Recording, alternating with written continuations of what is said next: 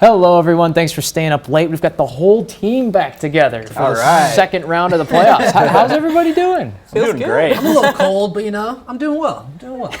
Some great games tonight, that's for sure. There was some really good and some really good plays too. Absolutely. Yeah. All right. So we're gonna start with Regis, our Eau Claire Zone team, top team in Division 7. I got to see them. I haven't seen Regis a lot this season. They've played on a lot of Thursdays and Saturdays, and so I got them today. This is literally the third play on offense, and it's a 76-yard touchdown. Regis got on the board first, and in the blink of an eye, it was actually 15-0 because Glenwood City fumbled on their first drive, and Regis capitalizing in big plays, big scoring plays, and it was 15-0 Alex Lease here. And I thought, oh boy, here we go. Because they scored 43 points in the first half last week against Blair Taylor. But Glenwood City did march right back down the field, and they got a touchdown.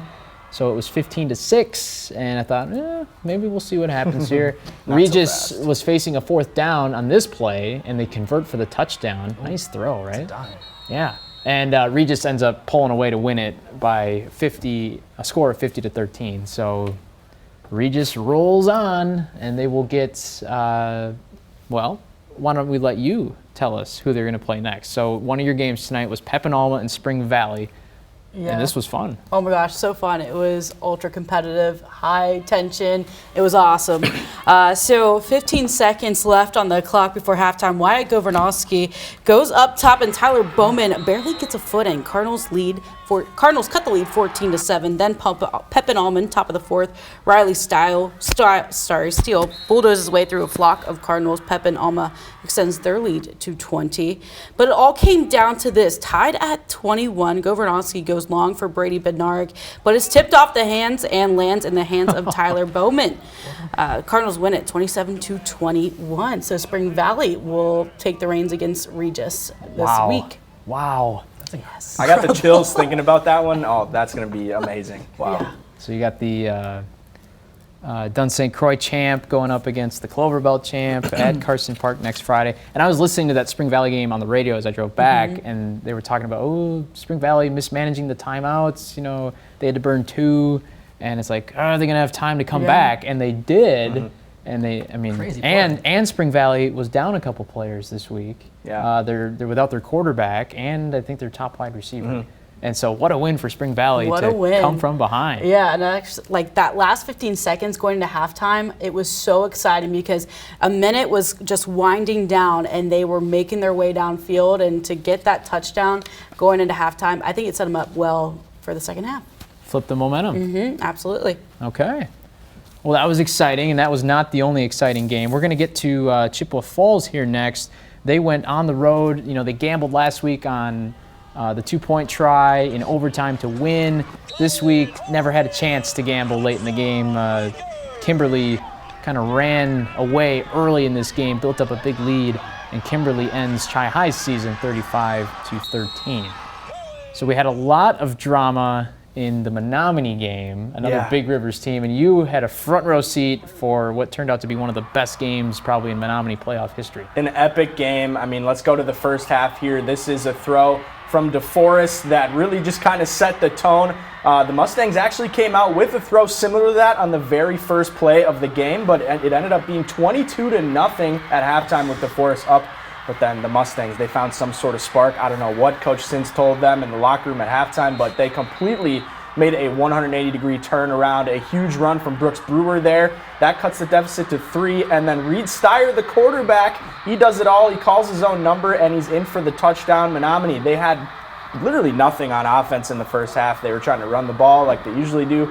Outside of that first play that really moved them down the field, they couldn't get it going. They couldn't move the chains in the first half, but just a complete turnaround from them, and they're gonna stay alive. 29-25 was the final score. Mike Sin's squad, they're staying in the tournament.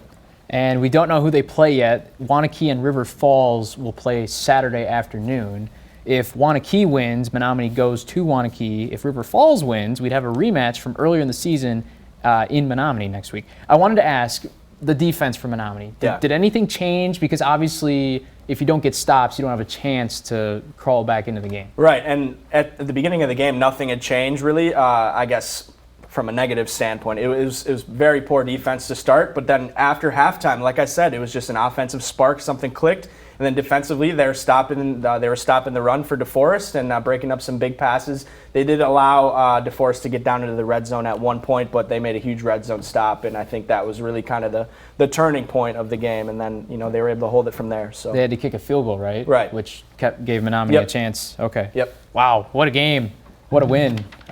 This D2 bracket is loaded, so Waunakee is going to be an equally tough test if Waunakee ends up beating River Falls. But we have had some upsets, so who knows? Who knows?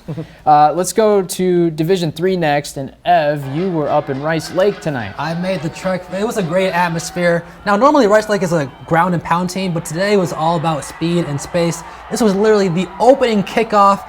Alex Belanger takes it to the house, and from there, that gave Rice Lake the momentum.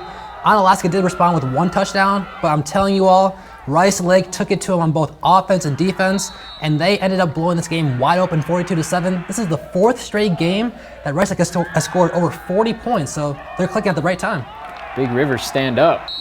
yeah, Absolutely. there we go. Our co-champions with some big statement wins tonight. So Rice Lake is going to host next week because Baraboo upset top seed Mosinee. So Wow.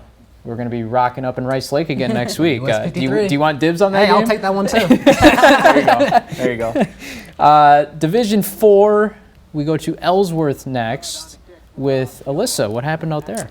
Yeah, there's a lot of different things happening. A lot of touchdowns off of kickoffs. But 22 right here, who was Lucas Adivi, he takes it all the way to the house for 40 yards. I'm sorry. That was something that was definitely a momentum builder for Osceola. But it lands in the hands of Ashton Quaid, and it never leaves. 70 yards to the house for him. Osceola leads it 14-6, but Ellsworth is really just with that break, and they go for 2 here. Quaid at it again. He's somebody that you're going to see a lot more because Ellsworth is moving on. Yeah, 46 points after the quote-unquote slow start there, right? Mm-hmm, absolutely. They just needed to kind of figure out Osceola's defense. Yeah, it looked like a slow start for them, but once they got going, again, they never stopped. They found the holes. I think that was something that they've been struggling with the first 2 minutes of the game, but once they got going again, they never stopped. This was a really good game in the regular season too, because these were the top 2 teams in the conference. So It was a big week for a big week for Max Grand too, their running back, right? Didn't he just committing commit to Minnesota, play for the Golden Gophers? So there you go. Yeah, great week for him. Yeah, special running back. Ellsworth and their special season is going to be put to the test next week. They go to Northwestern, who is the number 1 seed in this bracket, and Northwestern looks, legit. So we'll have to see what the Panthers can do next week on the road.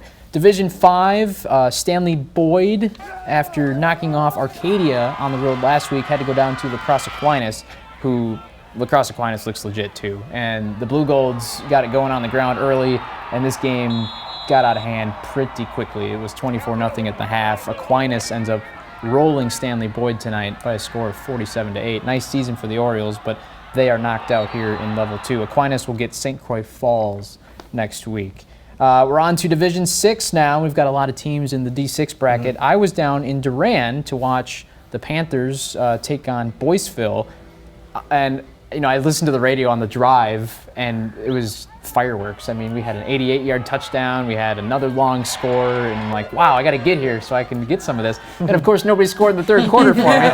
But I did get this interception to keep Boyceville out of the end zone, and that was key because Boyceville was moving the ball in this game, but the turnover kind of flipped the momentum. Wow, what a run. Simon Bauer, he dove and he thought he got in. He was telling the official, he's like, I'm in. And the official said, no, son, you stepped out on the 2-yard line. And then he cleans it up. I was sitting right here watching it. And so then Simon's like, all right, fine, next play I'll just run it. That's what he does. So Bauer with another big night. Durand wins over Boyceville 38-19. They will get Unity at home again next week. Durand's so tough at home, and they're having a really special season. The only loss was to Regis. Yep. And so that tells you just how good Durand is. We will get to Mondovi in a second because they're playing on Saturday. So actually, that's the only game I got left. I'm sorry. Nope. Timeout. This is how Friday nights go, by the way.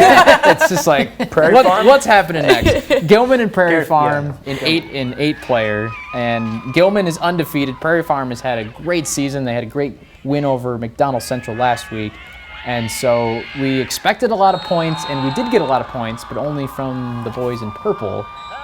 Gilman racking up these scores to win it 53-8, but we had some fantastic runs. Our play of the night came from this game, and this wasn't even the play of the night right here. This is the play of the night right here. Just some fantastic runs, and I understand you have a little bit more space when you're an 8-man, but yeah, where's Chris Berman at? Look at that run. Oh my gosh. Snatching ankles left and right. My goodness. That's incredible. What was that, like 4 people? I know. He hit half the team. Probably 11 people, yeah. 11 people. Congrats to Gilman. They're having a fantastic season, and they will play either Newman Catholic or Belmont.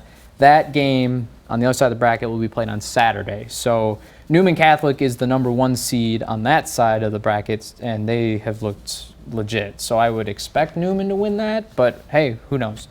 Thoughts from this evening and level 2, guys? What stood out? No, I mean, I think in recent weeks here, we've had kind of a lot of blowouts, but just judging by the scores from tonight, a lot of the games were a lot closer, and that's something that we're just going to see, moving forward in the rest of the playoffs here. It's just so much good competition, and I'm really excited for that Regis Spring Valley game. I mean, I cannot wait for that one. So It's going to be fun. I think Spring Valley definitely has a chance to, tear or at least knock Regis back a little bit. So it's going to be really fun to watch that one. I'm ready to go back to Rice Lake. I'm just preparing myself for that trip next Friday. So I'm excited to see what Menomonie can do. Yeah. They could be at home again, but I mean, like you said, what did Mike Sins say in the locker room at halftime? I wish I had the chance to ask him. Maybe next week sometime we can. But yeah. I was talking with Bob Bradovich this afternoon in our office here, the former sports director, of course, and he was saying that Menomonie can kind of play up or down to their opponent, and today, obviously, they played up. And I mean, what a comeback! I mean, that's incredible. We have a lot of teams still in the hunt here to go to state, and cannot wait to sit back here again next Friday and break it all down. Have a great weekend, everyone. If you are around tomorrow, we have another Big Sports OT show. We'd love to share all the highlights from cross country, volleyball, and soccer with you. Have a great weekend.